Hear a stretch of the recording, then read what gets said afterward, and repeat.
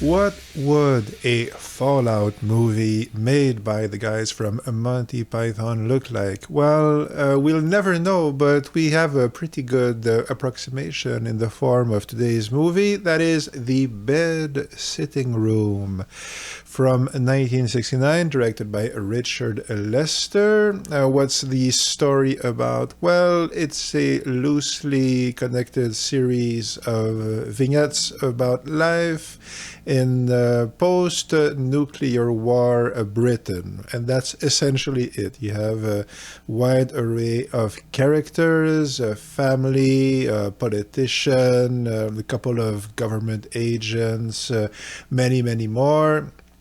And they are having strange and bizarre adventures and trying to keep a stiff upper lip after the shortest war in history has devastated the world and England. And that's about it. Obviously, there are no, mutants. There are no ghouls. There are certainly no power armors, none of that. It's very British. They wouldn't they wouldn't have power armor in Britain. But what you do have is the very quirky feeling of the more surreal elements of Fallout. That is pretty strong in Bed Sitting Room. And visually there are obviously comparisons. The movie is very elaborate visually, and a lot of it, feels like when you're wandering in Fallout, arriving in settlements and just generally rambling around and exploring the wasteland. And yeah, that's generally the part that really is pretty close to what this movie feels like. The settlements, the strange, messed up characters you encounter in the game. That's what you have here.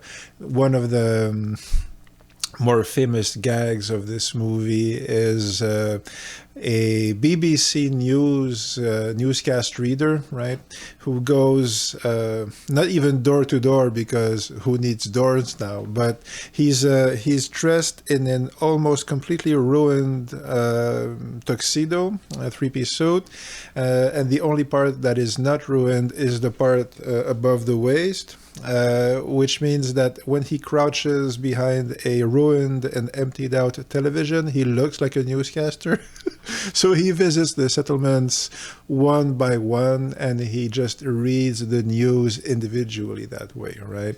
So, and that's not very far from the sort of thing you might encounter in Fallout, right? Certainly if you've activated the weird encounters option. The surreal bits and the strange goings-ons of the settlements and the strange characters, that part of Fallout is essentially what you have in this movie. And what about the Monty Python aspect? Okay, obviously, as I said, Monty Python didn't make anything close to that, a Fallout movie. The closest we do have, I guess, is 12 Monkeys by Terry Gilliam. But calling out, it's post-apocalyptic, but it's a pandemic rather than nuclear war. I mean, that would be a pretty far-fetched, right?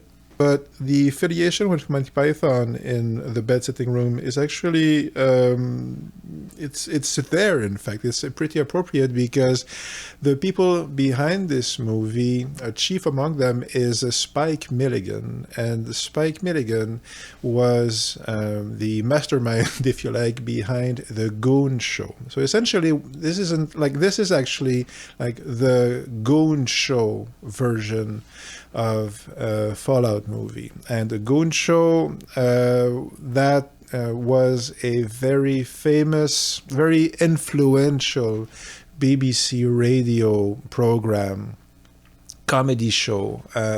It featured Spike Milligan, Harry Secombe, who's also in this movie. and a certain Peter Sellers. That was how he really began his career. And yeah, the Goon Show was famous for its quick succession of very absurd, very funny gags.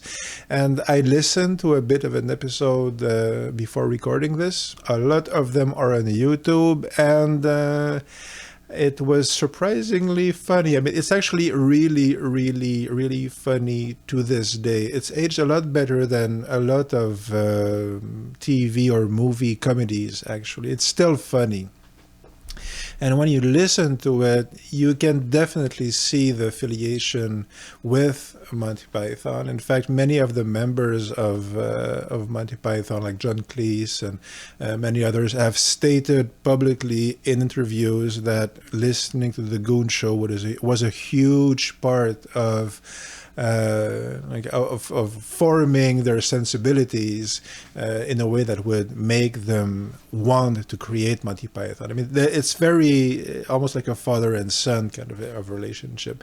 And the Goon Show was also hugely influential on the Beatles, actually. Like, they loved it. And apparently, like, if you listen to the Beatles Christmas records with their goofy sketches, and even the Beatles movies, I mean, it's kind of the same sense of, absurd, surreal, going from one joke to the other, strange noises, kind of jokes. So yeah, the link with the Goon Show and the Beatles, it's there as well. It's pretty close. And Monty Python, I think the Beatles themselves, like George Harrison, have said publicly that the Monty Python took over creatively from the Beatles, like they were just following the current, the energetical current.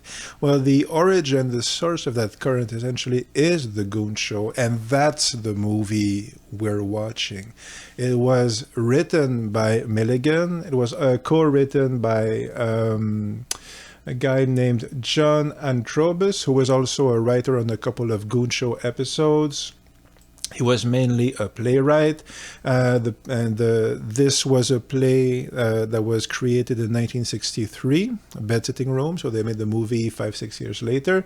Anyway, so and the movie was directed by Richard Lester, who made the Beatles movies. Apparently, he was supposed to be doing a third Beatles movie instead of this, but Brian Epstein died. I mean, like, people died around the Beatles, and essentially the third Beatles movie project collapsed. So he ended up having no project, no job. So he was hired to do this. And there's again, if you've watched the Hard Day's Night or Help, it kind of feels similar. I mean, so Richard Lester is another director. Well, he made the Three Musketeers movies, which are fantastic. He did How I Won the War with John Lennon, quite a few other very well-known, very popular movies. He did Superman 3, and also took over from Richard Donner for Superman 2.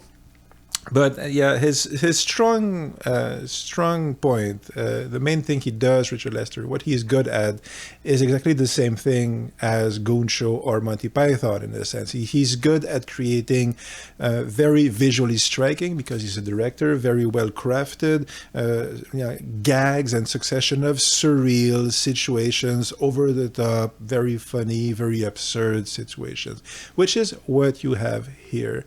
And it's interesting because all of this is very, very, very, very British. So it really does feel like a British Fallout episode, in a sense. Like, one very significant detail of that is that everybody's always talking about the war, of course, and the bomb and the nuclear explosions, but being British, they don't say it directly. They say, "Oh, yeah, quite unfortunate about that affair. There was quite a little bit of trouble there. It was such a shame," and they kind of talk that way, and the repetition of that gag throughout the whole movie, it's really quite effective. Yeah, there are a lot of jokes about the Queen. So the entire the entire royal family died. So the next in line to succession for the throne of England was the housekeeper, essentially, the charwoman. She's called Mrs. Ethel Schrock of 393A High Street, Leytonstone is our new. Yeah, she now sits on the royal throne of England. There are a lot of gags about that, so that gives you a kind of idea of the flavor. And yeah, the Goon Show, Richard Lester flavor comes out as well. Like, and last detail I'll give about the movie and the type of joke you'll encounter is, yeah, why is it called the bed sitting room? What does that even mean? Well, the characters are suffering from horrible mutations because it's a post-nuclear setting, and but instead of being turned into super mutants, they are turned into one gets turned into a parrot, which they eat. Because they have no food, which is a big part of the story. One gets turned into a piece of furniture, like a drawer, and the third person, the politician, gets turned into a bed sitting room, which is a small, cozy apartment. So yeah, and it makes very little sense when you read the description. It makes very little sense when I describe it to you, and if you watch it, it barely makes sense. I mean, you have to see it to understand that. Yeah, well, the thing is that it's just an absurd joke. The guy turns into a room, and that's the joke. It doesn't all land. I mean, it's not all funny. The critics didn't like it, but I did enjoy it. I thought at least some of the jokes were really funny, and there's this manic energy, this sense of very chaotic, exuberant quality of the creativity. And yeah, one of the aspects that's very Monty Python is that obviously Python were a group, and a group of very creative, very intelligent people, and good actors as well. And this movie is exactly that. In fact, you have a very impressive array of very intelligent, creative, and often very well-known people. So you have Spike Milligan, which I mentioned again. He's very grumpy. He's just this very extremely irate character, but he's supremely funny. He's one of those guys that as soon as you see him, you find him funny. He just exudes funniness. There's Spike Milligan, there's Dudley Moore, there's Peter Cook, there's Marty Feldman, he of the notoriously big eyes. This was his first movie, and he actually looks like Heath Ledger's Joker dressed as a nurse in The Dark Knight. In fact, they look so much alike because he's playing, same thing, he's playing a nurse in this movie, Marty Feldman.